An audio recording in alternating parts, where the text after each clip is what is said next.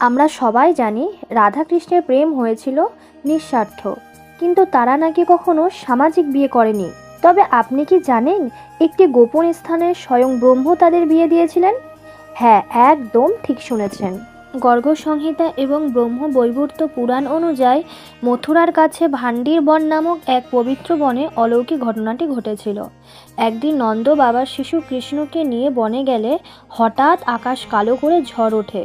ঠিক তখনই সেখানে আবির্ভূত হন দেবী রাধা। লোকচক্ষুর আড়ালে সেই নির্জন বনে স্বয়ং সৃষ্টিকর্তা ব্রহ্মা মর্ত থেকে নেমে আসেন পুরোহিত হয়ে। অগ্নি সাক্ষী রেখে তিনি রাধা ও কৃষ্ণের বিবাহ সম্পূর্ণ করেছিলেন। ভক্তদের মতে এটি ছিল আত্মার সাথে পরমাত্মার মিলন, যা সাধারণ মানুষের কাছে ছিল গোপন। রাধা কৃষ্ণের এই অজানা কাহিনী কি আগে জানতেন? কমেন্টে অবশ্যই জানান। আর এমন আরও রহস্য জানতে ফলো করুন আমার চ্যানেলটিকে।